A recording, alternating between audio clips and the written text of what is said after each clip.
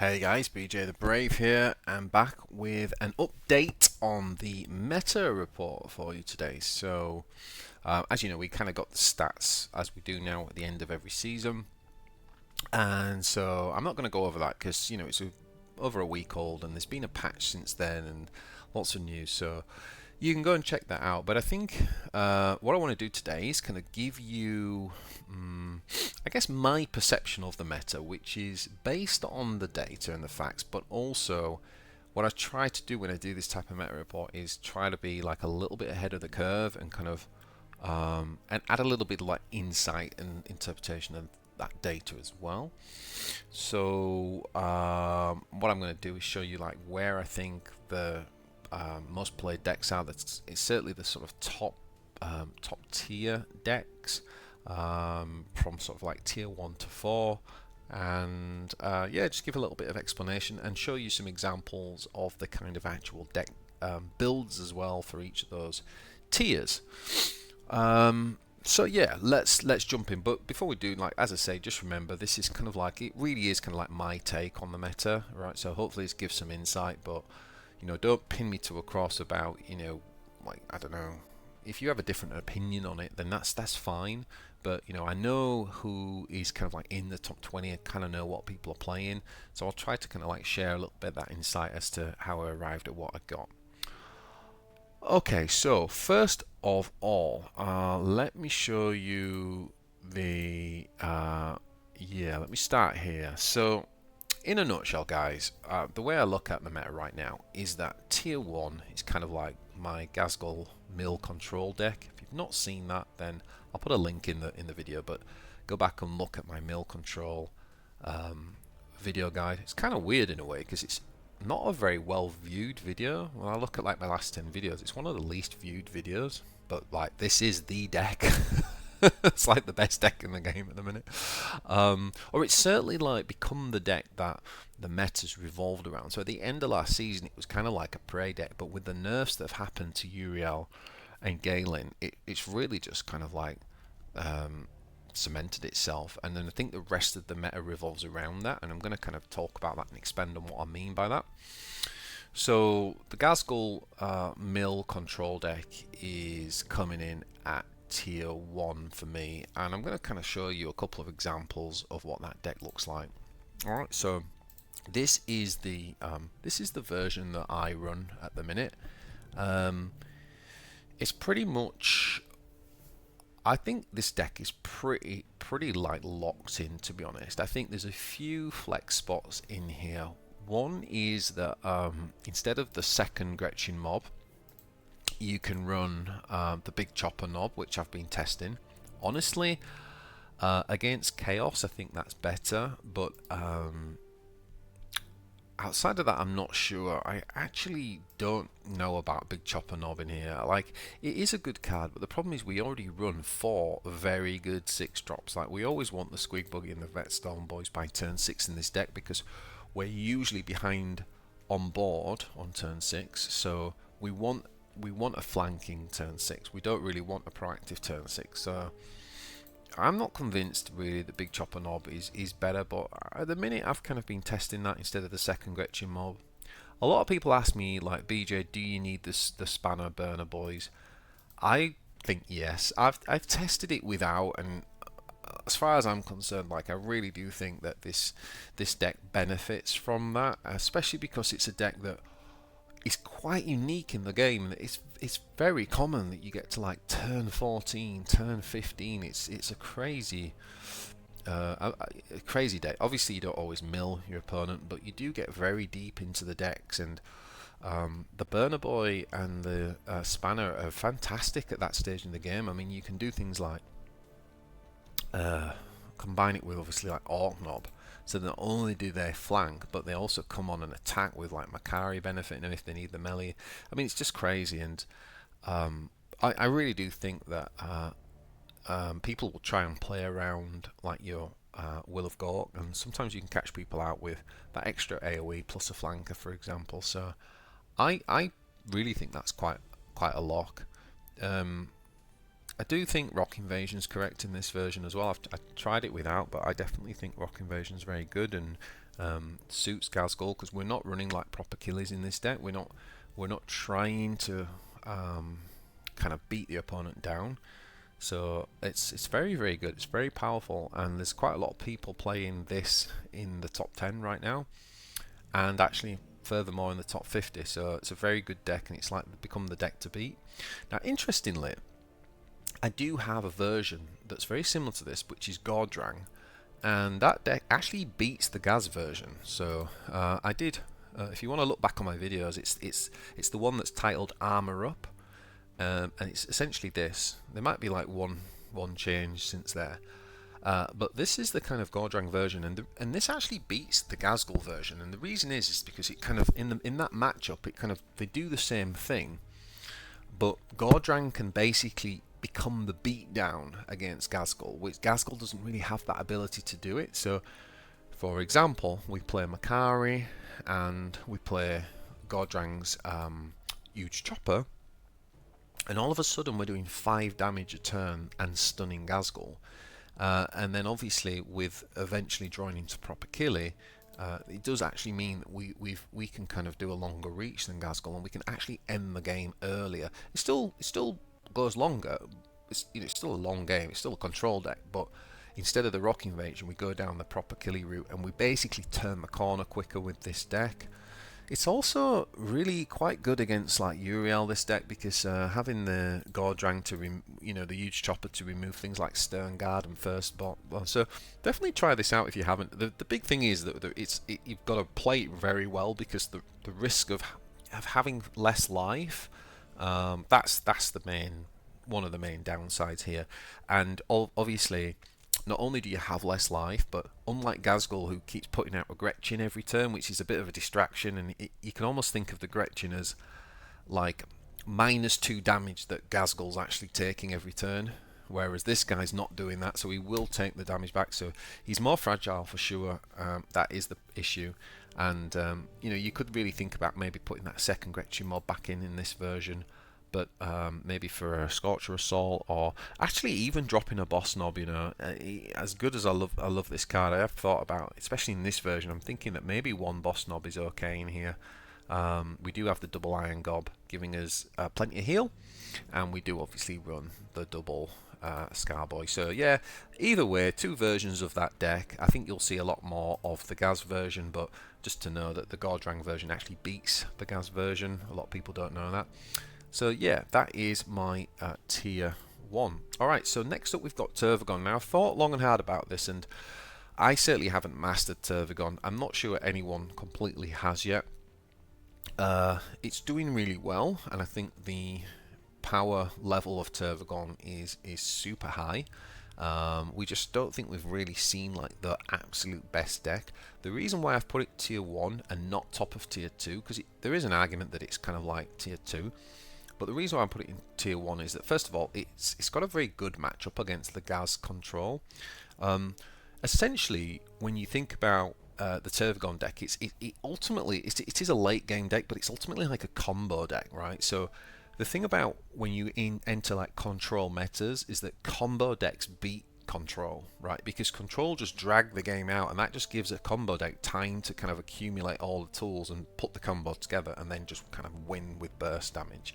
And it's an interesting match, Gazgul versus Tervagon, because in a way Gazgul has a lot of the answers to the scary Tervagon board. Like, right, obviously when they go off with their overwhelming swarm, they put all these big things out, and we just Will of Gork it, right? So you think, obviously, we've got the tools, but I think a clever Tervagon player, I think if both decks are played like really high level and played really well and understanding of the matchup, then I actually think Tervagon is slightly favoured. Yes, obviously you're going to suffer some board clears, but you have to play around Will of Gork. There's only 2 of them, and Tervagon can just keep on going the later the game goes with those refilling the board with those huge units. So I actually think Tervagon's slightly favoured in that deck. Again, I think that the Gordrang version of the Gaz control might actually do a little bit better against Tervagon, because it's able to kind of turn the corner and become a little bit more beat down. And just to say, there is actually a guy in the top 50, which is, let's have a look. There is actually a guy, I think it's this guy here, Otrikala, and he's running, he's a little bit ahead, I think, because he's running a Ghazghkull, more of an aggro Ghazghkull build, but an aggro build that still has all the hard removal and the armor and everything. So, but it basically means that the Ghazghkull, rather than trying to mill the game out, it actually can kind of put pressure on and be the beatdown if it needs to be. So hopefully that's just like giving you a bit of insight as to what's going on with the Ghazghkull decks there at the top. Now the Tervagon decks, I want to show you a couple of examples. So first of all, we've got the Shimatsu. Now, to be honest with you, I always look to Shimatsu because he's like the Tyranid god in this game. But the truth is he's doing a lot of theory crafting at the minute. I think I don't think he'd mind me saying that like he hasn't played it as much. This is more theory crafting. He's been playing a lot of HHL, so this is like kind of like where he's at the minute in terms of theory crafting Tervagon. So, you know, it's kind of interesting. He's got things like Morlocks in there. He's got things like double augmented ferocities to kind of give you a bit of heal and obviously give you the ability to, your Warlord could, for example, remove a 4 health creature with that. So it's all about like trying to kind of like survive the early turn, and then he runs all of the big removals like the toxic entanglements, and then he runs the venom throats, and this is basically to kind of obviously deal with the big enemy threats, and then obviously the late game you can come on through with the whole Tervagon's power really to just basically make Termagants. So that's kind of like Shimatsu's version, but someone who is playing a lot more of it actively is CubeKat, and CubeKat's had some crazy win streaks with Tervagon, and he assures me he's been winning the ART match, and I think he went like 11-0 at one point and or something crazy, and this is like his version, and I've definitely played this with mixed success. You know, I'm probably not really understanding how to play Tervagon properly yet. It's definitely one I want to learn more, but if we look at this deck, he's got like the double stealth in there and the double flank.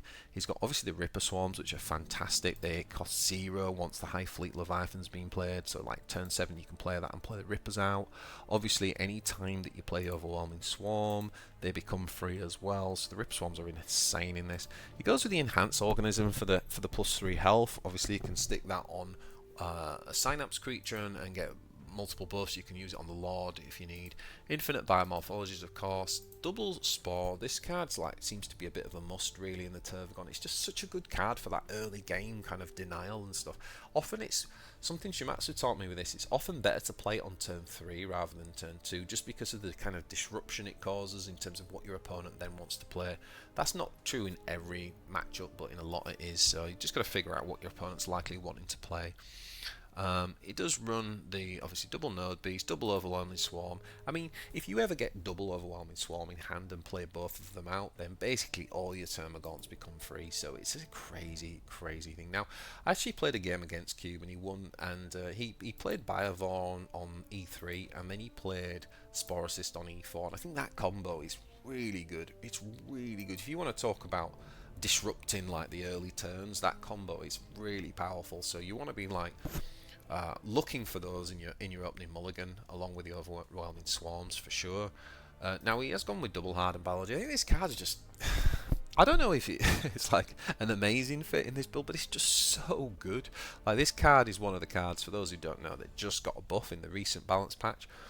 And it's insane. It used to only give armor. Like giving the armor and health, it's not even heal, it's like give health. Like it's super powerful. I mean, the only downside with this is it doesn't affect the Lord, but in terms of the health, but in terms of the troops, it really helps you to stick to the board. So you can play this on the Spore Assist, on Biovors. It's just a fantastic card. It's just about timing. He does run double Leviathan Chandrils, and this is something I wasn't sure about, because what I found when I'm playing is that you often end up with like a crazy hand, and sometimes you end up just milling cards because your hand's so full. But I can understand it in a way, because you do want to draw through to those Overwhelming Swarms as quick as possible, and so and sometimes even after, if it does go late game and you do play out your Tervagons, then you can end up with a bit of an empty hand. So your Tendrils can be good later game. Obviously we go with RH, the Ravenous Hunter. I mean, just one of the main finishers in the game. You know, you can play out a load of Termagants, sort of mid, you know, turn 8, whatever, turn 7. Stick a Circle of Prey on it, and then the next turn you just play the rest of Termagants and play a Ravenous Hunter, and you've just got one giant unit that just wins the game, essentially. We do run the Prime. The Prime's fantastic in this deck because everything is swarming, so this card actually, this is probably like the deck that the Tyranid Prime was made for. So he's not just a good card, he's actually can actually play his swarm synergy in this deck, which is quite nice. And then we have one Rapacious Hunger. He does run a Broodlord. I'm not sure Broodlord's right. I mean, Shimatsu made a point that he doesn't think Broodlord, as great as this card is, one of the best cards in the game, but he's not sure he's not convinced it's right in this deck. Now, obviously, it is a good combo with Ravenous Hunter, but if you've got the newer Tyrant, maybe you play that instead of the Broodlord, and then High Fleet Leviathan. Again, you've got the turn 9 where you can play a High Fleet Leviathan. You can play one Overwhelming Swarm, and then essentially you just completely win the game because you just play everything out for free. So it's just a very, very powerful deck. He does suffer a little bit though to some of the early game, like, you know, aggro-y kind of tempo-y builds and so. But I do think both of these versions try to address that. So yeah, they're both very powerful. All right, now into tier 2, I've got Swarmlord. To be honest, you could also put the Neuro throw up. I think Swarmlord and Neuro throw up are quite close at the minute. I've just put the Swarmlord version in. I think it might be slightly better, but if you prefer Neuro, you can go with that. Now, you know, in terms of the Neuro throw up, you can play. In terms of the Swarmlord, sorry, you can play it a couple of ways. You can kind of go down the really synapse heavy route, you know, with the Carnifexes and the Zone Throats, but I think on ladder at the minute that the Stealth Assassin build might be a little bit better, especially given the top 2 decks we just talked about. The Stealth version of the Swarmlord is much faster and can end the game quicker, and that's exactly what you want to do against both Ghazghkull and the Tervagon. So I think that the Stealth version of Swarmlord is very powerful. So again, you know, in this version, this is Shimatsu's stealth version, really, and typical stuff, really. We want to kind of like, you know, we've got quite a lot of stealth units in the Gene Stealers we want to get going early. It does go with the Lictors because it's really all about turn 4 stealth rather than thinking about the Von Ryans, where obviously on turn 8 we can play out 2 of them, but it's really more about like the value on turn 4 that you're looking for here. So we've gone with the Lictors over that, and then we've got the Death Leapers on 5, and we've also got the Morlocks on 5. So just a lot of things, and the Broodlord, of course. So lots of things that your opponent just can't do anything about, apart from things like no mucking about.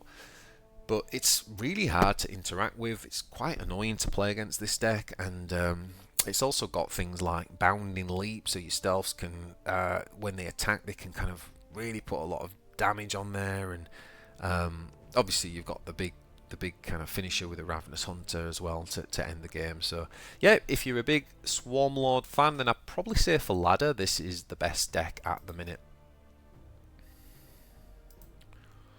Alright, so next up in tier 2, I think we've got Abdan. Now, Abdan was in a really strong spot at the end of last season, and what we had is the late game version from Buggy, who he came second on ladder last season, and I started the season playing this, but the thing that's knocked this a bit, this probably would have been tier 1, but the thing that's knocked it is Tervagon. So the buffs to Tervagon have really hurt the late game Abdan version, because basically this deck really struggles against Tervagon. Tervagon can just go bigger, and the late game you go, obviously Tervagon, that plays into Tervagon. Like, Tervagon's like maybe the ultimate late game deck, right? So it's just really kind of handcuffs this deck.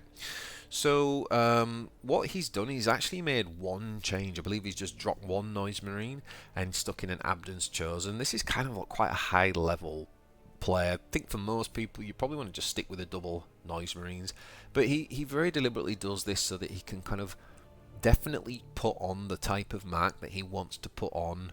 I think it's usually like the Venom Crawler, or maybe the Hellbrew, or sometimes things like the Bringer of Decay, and he just felt like he really needed to have the option to kind of do that. So that's why he's ended up putting in an Abdan's Chosen. But other than that, it's the same deck. So if you've not seen, again, I've got a video. Go and check out my masterclass that I did with Buggy on the I think we called it the Black Crusade deck. And it's a very powerful deck. It does very well against the Ghazghul control, by the way. It's a very close matchup, that. But I think, I think Buggy did beat me last season. Although I think I might have missed lethal. It's a very, very close matchup. So it can hold its own very well against Ghazghul, and it's very, very powerful. It can beat Ultramarines if it can kind of draw its early game stuff. It's a really strong deck.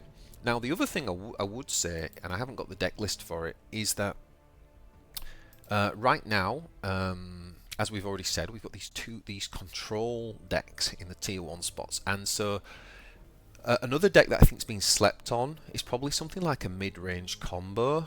So if you remember the Ecclesiarchs decks, I've kind of done a rough version of it here, but something that basically plays to like draw a lot of cards and has things like the Demonic Frenzy, and maybe even like using the Vengeance as well. So like I think because again, you're going to have the time in a control meta to gather the tools, right? And then basically just stealth a unit and put all the packs on it and then frenzy it down. I think that kind of mid-range combo has been slept on a little bit, because I think that's actually well placed right now in the meta. So I think either of those two Abaddon decks, we know the late game's well tried and tested. Buggy's in the top 5 again this season. He was second last season. So I think both of those decks right now are kind of like in the tier 2 spot and are in a really strong position. Alright, next up we've got Galen, Uriel and Scarabs. Okay, so let's just talk about that a little bit first. So obviously Galen and Uriel were like Uriel was like the top tier deck last season, and the main thing is he's lost his kind of warlord ability to get an extra card at the start of the game. Now I've played a bit of Uriel this season and it's still powerful, to be honest. The biggest thing going in Uriel's favour right now is that Tervigon's popular, and Uriel's actually pretty good at beating down Tervigon. So if you're sick of Tervigon, you're getting a lot of Tervigon, play Uriel. I think he's pretty powerful still. I was tempted to say he's towards the bottom end of tier 2, but I actually do think that losing that card is a bigger deal than you think. Like, aggro decks, it's such a fine line. It's like they often win by this, with the last kind of bit of resource they've got, and if you have a card down, that can be the difference between winning and the opponent actually turning the corner on you as an aggro deck. So I think it's really been hurt by that, and I still think it's very powerful. Maybe I've got it wrong at tier 3. Let me know in the comments what you think. Like, maybe it is sort of still kind of tier 2. It's definitely not tier 1 anymore, but maybe it is still tier 2, especially because of the Uriel. Because of the Tervigon up there. I do think that the Ghazghul and the Gordrang version of the control can stand up pretty well to Uriel now. So I've got it kind of like in tier 3 for that reason. Similarly with Galen Tempo. So Galen... oh, sorry, I didn't show you the Uriel deck, did I? So for those who don't know, this is the Uriel deck. I've just made one change from the Big Papa deck. Again, all these decks I'm talking about, I've done videos for them. So if you really want to go and see like masterclasses or in-depth guides with gameplay, go and check out my my videos. I did the masterclass with Big Papa and a separate video as well. But the Storm Raven I've dropped down to 1. Kind of got this idea from Long Tim he talked about, and I think, yeah, could probably see me dropping 1 Storm Raven at the minute. I'm not sure about that though, because it does do 2 damage to face, and anything that kind of does damage to face is kind of key. So maybe the Storm Raven's not the right drop, but I've tried just dropping 1. I've actually put Kronos in. I think Kronos is pretty good. Like I had a couple of games where he drew me the. First of all, he's just a good statted 4-drop, and I think we one of the things with this deck is like hitting that 4-drop. You've got to hit the curve with this deck, and I think the 4-drop space was a bit of a weakness. So I like having an extra proactive body I can play on 4. But obviously then if it draws you the Impulsor the next turn, for example, playing the 1 cost spell from Kronos on turn 5, and then using the Hive, is it Hive Mind or whatever, that makes a unit cheaper into Impulsor. That's a really powerful turn 4 and 5, like, and then you might even have Tactical Insight into Hero Power or Firstborn. So, I mean, there's still some crazy stuff you can do if you if you get things lining up, and because you've got a card less, that's the other thing, is that the deck's actually less consistent with getting things to line up, which is also important as an aggro deck. Alright, so moving on to Galen. Now, as we all know, Galen's been a pretty staple, sort of around that kind of like tier 2. Oh, I think I still had him as tier 2 here, but I think he's probably at like top of tier 3 for me at the minute. And the reason for that is that he took 2 pretty big nerfs. The main nerfs he took were the Hemlock Wraith Fighter. Obviously, this used to be Blast 5, and now you're playing 3 stones to get Blast 3, and it's like, I'm not as worried now, like with my Warlord only taking the 3 damage as it was the 5. Like, especially if it's an Orc and you've got a shield on there, it's only 2 now.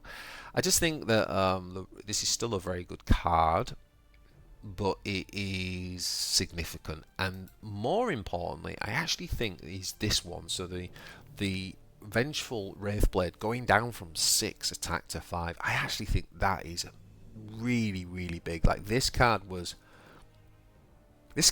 along with the Howling Banshee might have been the MVP of the deck. It was old reliable, it was like super good, and spending those 2 stones was just so worth it. Whereas now I do think that the 5 is still good, you know, coming on with flank, and those stats is still good, but it's not where it was. It's not that in that god tier card. So I actually think that those 2 things hurt it. It's still a very good tempo deck. It's still one of the best tempo decks. So that's why I still think that ultimately, you know, Uriel and Galen, they are the deck. If you want to play like tempo and Swarmlord as well, like they're the 3 kind of like really good tempo-y decks. But I think that Galen and Uriel are a little bit more aggro-y, if you like. Now, the last deck I've put in tier 3, and I've seen quite a few of these, is the old Scarabs are back. Love them or hate them. They are, you know, they are actually pretty good. Like, why are they good? Well, they're pretty good at taking down Orcs. They've always been a good anti-Orc deck, right? Like, Orcs generally don't have AoE. Obviously, the Gazgul deck, people ask me about Spanner and what's it called? Burner Boy. Well, here's why you don't skimp out on those 2 cards, right? Because if you come up against Scarabs and you're not running the Burner Boys, like, yeah, they're probably going to win. So it's a super powerful, you know, powerful way of just like controlling the board with Scarabs, and then obviously you play into the self-destruction once you've got your opponent down to about 20 health, and then it just kind of is game over pretty much, or you've got the Annihilation command as well. I'm not convinced, I'm not sure whether this is like the absolute optimal deck, because I just really haven't played this deck very much. I don't enjoy it too much, so I don't really play it, but it just gives you a rough idea. You know, there's quite a few people who have played this deck to kind of a high standard and a high level on ladder, and it's very good. It's also pretty good against armor, right? Like, lots of Scarabs coming out, like, they don't really care about armor, so they do pretty well against that. And you know, the Tyranids now you've seen a lot more armor on the Tyranids with the upgraded hardened biology card. And yeah, so it just plays quite nicely into taking down some of those big things with like loads and loads of Scarabs. And yeah, I think it's in a pretty good position right now, actually. It's got pretty favourable matchup. A lot of people are skimping on AoE as well, which also helps with the Scarabs. So they're probably the best Necron build in the current meta. So as I say, guys, I've talked a little bit about how Gordran can replace Gaz and how Neurothroat can replace Swarmlord, but I have given you a deck there for every single one of the factions. Everything else for me is like, you know, tier 4, like, you know, if we want to talk about vehicle Ultramarines or something like that, you know, everything else is kind of like in the tier 4. This is kind of like what you're seeing. This is like the competitive and the stuff that counters each other. So obviously we're very close to the Tau Empire being released, and I highly suspect that the Tau are going to massively disrupt the meta and will it remains to be seen how powerful they'll be, but we'll do an updated meta report once the Tau come out. So yeah, let me know what you think. Let me know in the comments down below if you agree, if you think I've missed something, and you know, if you've enjoyed this, like the video, and please hit that subscribe button to the channel. We're really pushing for 1,000 subs. Thank you to everyone who's joined. We've had quite a horde of new subscribers recently, so thank you very much for the support. And yeah, I'll see you in the next one, guys.